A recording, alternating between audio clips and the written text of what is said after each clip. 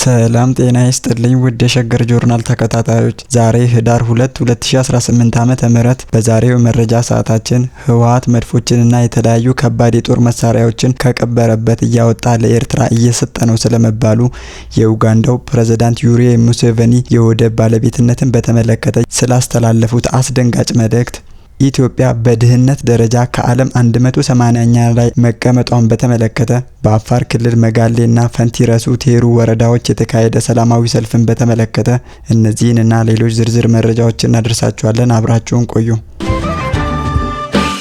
የፕሪቶሪያውን የሰላም ስምምነት ተከትሎ በትግራይ ክልል ያለው ደካማ ሰላም አደጋ ላይ የሚጥሉ አሳሳቢ ሪፖርቶች እየወጡ ነው። ህወሓት ያልተሟሉ የትጥቅ ማስረከብ ሂደቶችን በማካሄድና የቀበራቸውን ከባድ የጦር መሳሪያዎች ወደ ኤርትራ እያዘዋወረ ነው የሚሉ ክሶች ትልቅ የፖለቲካና የደህንነት ውጥረት እየፈጠሩ ነው። የጉዳዩን አሳሳቢነት ከፍ የሚያደርገው ደግሞ የአምባሳደር ሙዑዝ ገብረ ህይወት አባባል ነው።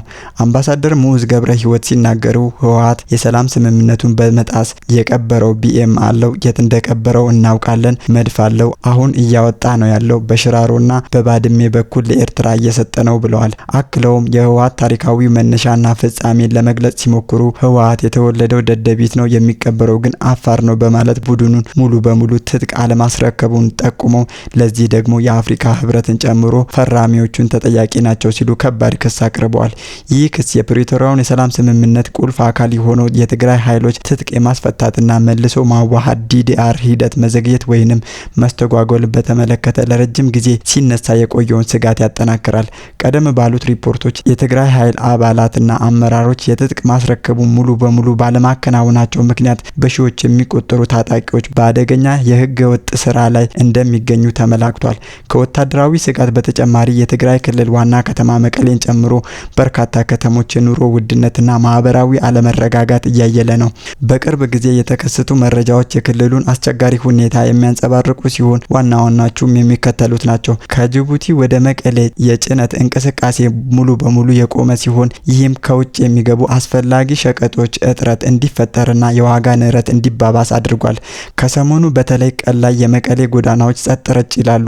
ይህ ደግሞ በከፍተኛ ሁኔታ የታጣቂዎች እንቅስቃሴ በከተማ ውስጥ መበራከቱንና የህዝቡ ከቤት መውጣት ፍርሃትን ያሳያል። ባንኮች ጥሬ ገንዘብ እጥረትም እንደገጠማቸው እየተገለጸ ነው። ይህ የገንዘብ ፍሰት መስተጓጎልና የባንኮች አገልግሎት መዳከም የንግድ እንቅስቃሴዎችን ይበልጥ በማቀዝቀዝ የህዝቡን የኑሮ ጫና አባብሶታል።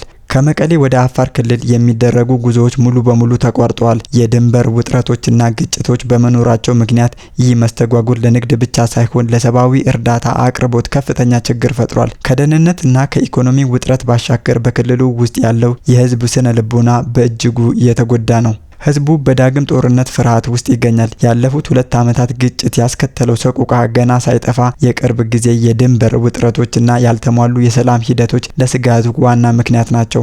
በተለይ ወጣቶች በአስከፊ ሁኔታ እየተሰደዱ እንደሆነ እየተገለጸ ነው። ወጣቶቹ የጦርነት መቀስቀስ፣ የስራ አጥነትና የሰብአዊ ቀውስን በመሸሽ ወደ ተለያዩ የሀገር ውስጥና የውጭ አካባቢዎች ለመሄድ እየሞከሩ ነው። ሪፖርቶች እንደሚያሳዩት የትግራይ ኃይሎች ስነ ልቦናቸው ተጎድቶ ይታያል። አብዛኞቹ ታጣቂዎች ለዳግም ጦርነት ዝግጁ የማይመስሉ ሲሆን ቅድመ 2013 የነበረው ጠንካራ የውጊያ ሞራል አሁን የለም።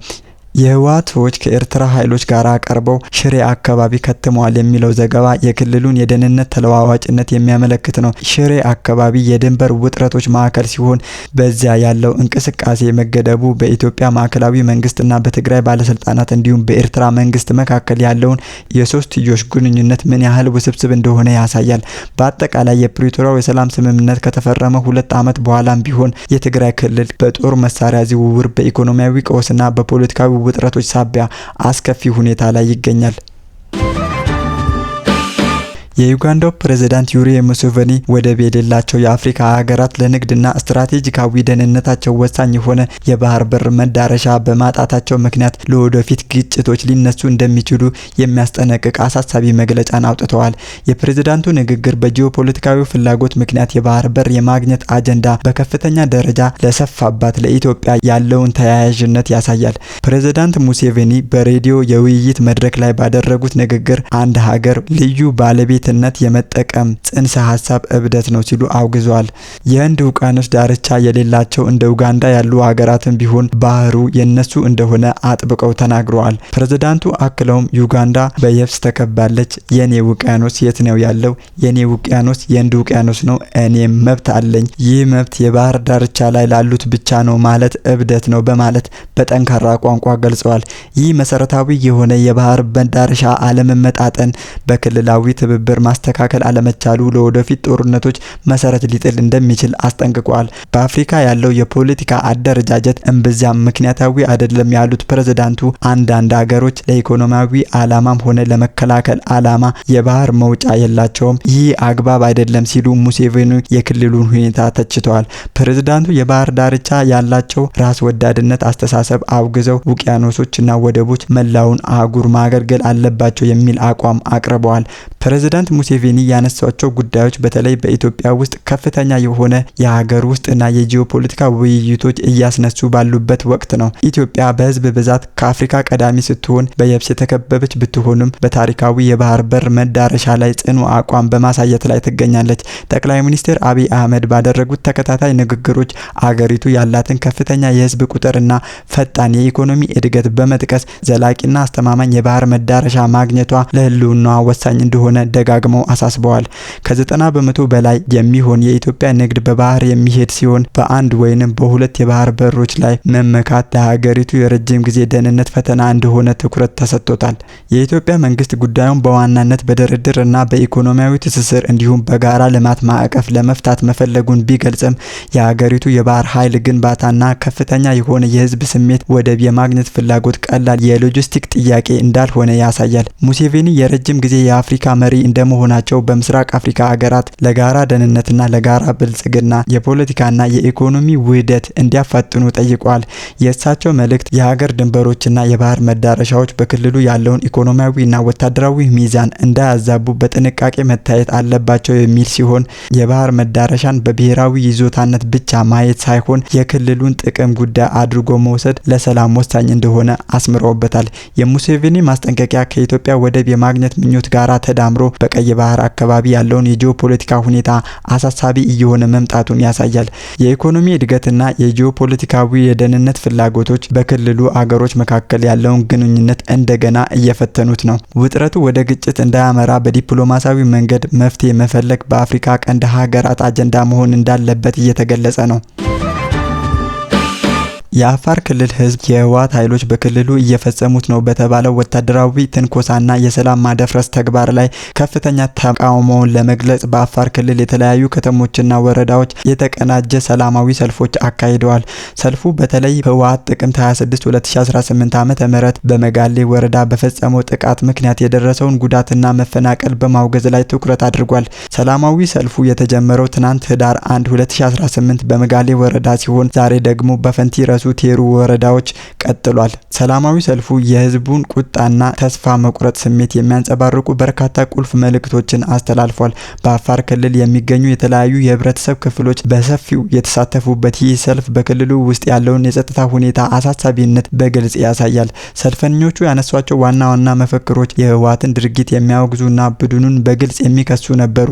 ከነዚህም መካከል የኤርትራ ተላላኪ የሆነውን የህወሓት ቡድንን ተልዕኮ እናፈርሳለን የሚል መፈክር ይገኝበታል። ይህ መፈክር የክልሉን ህዝብ የህወሓትን ድርጊቶች ከውጭ ኃይሎች ተልዕኮ ጋራ በማያያዝ የሚሰጠውን ትርጓሜ የሚያመለክት ሲሆን በአካባቢው ያለውን የፖለቲካ ውስብስብነት ያጎላዋል። የህወሓት ቡድን ጥቅምት 26 ቀን በአፋር ክልል መጋሌ ወረዳ በሰላማዊ ህዝብ ላይ የከፈተው ጦርነትና መፈናቀል እናወግዛለን፣ እንታገላለን ያሉት ሰልፈኞቹ ይህም አጽንኦት የሚሰጠው የጥቅምት 26ቱን ጥቃት ነው።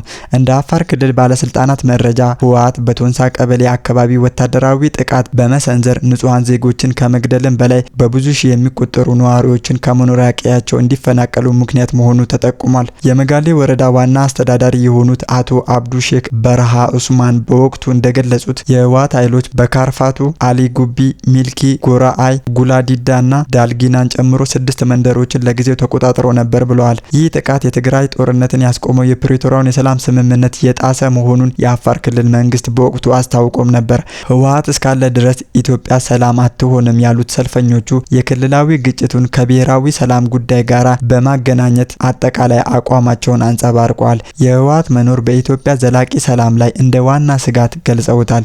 ህወሓት ለራሱ ለትግራይ ህዝብ ጠላት ነው ያሉት ሰልፈኞቹ ይህ መፈክር የሚያሳየው የአፋር ህዝብ ለትግራይ ህዝብ ጥላቻ እንደሌለውና የክልሉ ችግር ከህወሓት አመራር ጋር እንደሆነ በማመን ለሁለቱ ህዝቦች ሰላምን የሚፈልግ መልእክት እንደሆነ ታዛቢዎች ይገልጻሉ። በአፋር ክልል የተካሄደው ሰላማዊ ሰልፍ የክልሉን የጸጥታ ስጋት ከፍ ያለ መሆኑን ያመለክታል። የክልሉ መንግስት ቀደም ባሉት መግለጫዎች የህወሓትን ድርጊት አጥብቆ ያወገዘ ሲሆን የፌዴራል መንግስቱ ለጥቃቶቹ ትኩረት እንዲሰጥና የጸጥታ ኃይሎችን በመላክ የክልሉን ሉዓላዊነትና የዜጎችን ደህንነት እንዲያስጠብቅ በተደጋጋሚ ጥሪ ሲቀርብ ቆይቷል። በሌላ በኩል የትግራይ ክልል ጊዜያዊ አስተዳደርና የሰላምና ጸጥታ ቢሮ ኃላፊዎች በበኩላቸው በአፋር ክልል መንግስት የቀረበባቸውን የወሰን ጥሰትና የከባድ መሳሪያ ጥቃት ክስ አስተባብለዋል። የትግራይ ክልል ባለስልጣናት የከፈትነው ጥቃትም ሆነ የተቆጣጠርነው መሬት የለም በማለት በአፋር ክልል የቀረበውን ውንጀላ ሙሉ በሙሉ ውድቅ አድርገዋል። በምትኩ የአፋር ክልልና የሀራ መሬት ኃይሎች ተደጋጋሚ ትንኮሳዎችን እንደፈጸሙ በመግለጽ ክስ አቅርበዋል። በመሆኑም በአፋር ክልል የሚካሄደው የህዝብ ተቃውሞ በሁለቱ ክልሎች መካከል ያለውን አደገኛ ውጥረት በግልጽ የሚያሳይ ሲሆን ይህ የህዝብ ቁጣ በፕሪቶሪያው የሰላም ስምምነት ላይ ተጨማሪ ጫናን የሚፈጥር ነው። የተባበሩት መንግስታት የዓለም ምግብ ፕሮግራም WFP ባወጣው መረጃ መሰረት ኢትዮጵያ በዓለም አቀፍ የድህነት ደረጃ ከ193 ሀገራት ውስጥ 180ኛ ደረጃ ላይ በመቀመጥ ከ13 ሀገራት ብቻ የተሻለች መሆኗ ተዘግቧል። ይህ አሃዝ የሀገሪቱን የኢኮኖሚ ምጣኔ እድገት በተመለከተ በቅርቡ በቀረቡት የመንግስት መግለጫዎች ላይ ጥያቄ እንዲነሳ አድርጓል። የሪፖርተር ጋዜጣ እንደዘገበው ከሆነ ኢትዮጵያ የድህነት ደረጃ ዝቅተኛ ደረጃ ላይ እንዲቀመጥ ያደረጉት ምክንያት 129.7 ሚሊዮን የሚደርስ ህዝብ በዝቅተኛ የገቢ ደረጃ ላይ መገኘቱ ነው ተብሏል። ይህ እጅግ ከፍተኛ የሆነ ቁጥር ያለው ህዝብ ለኢኮኖሚያዊና ማህበራዊ ጫና መዳረጉን ያሳያል። ይህ መረጃ ይፋ የሆነው ጠቅላይ ሚኒስትር አብይ አህመድ ከሁለት ሳምንት በፊት በፓርላማ ቀርቦ ስለ ሀገሪቱ የኢኮኖሚ አፈጻጸም ማብራሪያ በሰጡበት ወቅት ከተናገሩት ንግግር ንጽጽራዊ ልዩነትን ያሳያል። ጠቅላይ ሚኒስትሩ የኢትዮጵያ እድገት የሚዳሰስ የሚጨበጥ እድገት ነው፣ እንደዚህ ቀደሙ የቁጥር እድገት አይደለም በማለት የአሁኑን እድገት ጥሩ አፍንጫ ያለው ሰው በሽታ ያውቀዋል በሚል አውዳዊ አገላለጽ የሪፎርሙን ስኬታማነት ማረጋገጣቸው ይታወሳል። የዓለም የምግብ ፕሮግራም WFP ባወጣው ስትራቴጂካዊ ረቂቅ ሰነድ ላይ በተገለጸው መረጃ መሰረት ኢትዮጵያ ከፍተኛ የሚባል ልማትና የኢኮኖሚያዊ እድገት እያስመዘገበች መሆኗን ባይክድም የሀገሪቱ የ2030 የብልጽግና ተምሳሌት የመሆን እቅዷ እንደታሰበው አለመሄዱን ጠቁሟል። ዋና ዋናዎቹ እቅዱን ያደናቀፉት ምክንያቶች ተብለው የተጠቀሱትም ዓለም አቀፍና ቀጠናዊ ግጭቶች፣ የሀገር ውስጥ ግጭቶችና ጦርነቶች፣ የኢኮኖሚያዊና የአየር ንብረት ቀውሶች ናቸው። ሰነዱ አክሎም እንደ አውሮፓውያኑ አቆጣጠር ከ2018 ጀምሮ የተከሰቱ የኮቪድ-19 ወረርሽኝ፣ ከባድ ድርቅ፣ የጎርፍ አደጋ፣ የበረሃ አንበጣ ወረርሽኝና የግጭት መስፋፋት እያንዳንዱን ቤተሰብ ለከፍተኛ ማህበራዊና ኢኮኖሚያዊ ችግር እንዲዳረግ ማድረጋቸውን በግልጽ አስቀምጧል።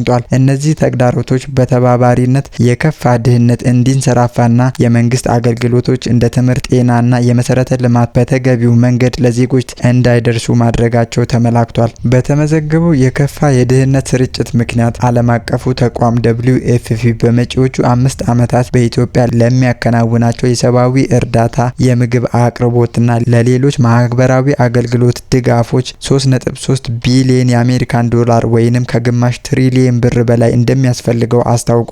ይህ አሃዝ በሀገሪቱ የምግብ ዋስትናና የሰብአዊ ድጋፍ አስፈላጊነት ምን ያህል ከፍ እንዳለ በግልጽ የሚያሳይ ነው። ከዚህ በተጻረረ መልኩ ጠቅላይ ሚኒስትር አብይ በፓርላማ ማብራሪያቸው የኢኮኖሚያዊ ሪፎርም ስኬታማነትን በድጋሚ ሲያረጋግጡ የኢትዮጵያ ኢኮኖሚ ሪፎርም እኛ ሪፎርሙን የመራን ሰዎችም አጋር የሚባሉ ዓለም አቀፍ ተቋማትም ከሚያስቡትና ከሚጠብቁት ባሻገር የተሳካ ስራ ነው በማለት የሀገሪቱን ውስጣዊ አቅም ከተቀመጠው በላይ ውጤት እያስገኘ መሆኑን አጽንኦት ሰጥተውም ነበር። በአጠቃላይ የዓለም አቀፉ የምግብ ፕሮግራም ረቂቅ ሰነድ መረጃና የመንግስት ከፍተኛ የድህነት ደረጃ እውነታ ኢትዮጵያ በድህነት ቅነሳ ዘርፍ ያላትን ዓለም አቀፍ ደረጃ በግልጽ የሚያሳይ ነው። ውድ አድማጭ ተመልካቾቻችን ለዛሬ ያሰናዳንላችሁ መረጃዎቻችን እኚህን ይመስሉ ነበረ። አብራችሁን ስለቆያችሁ ከልብ እናመሰግናለን።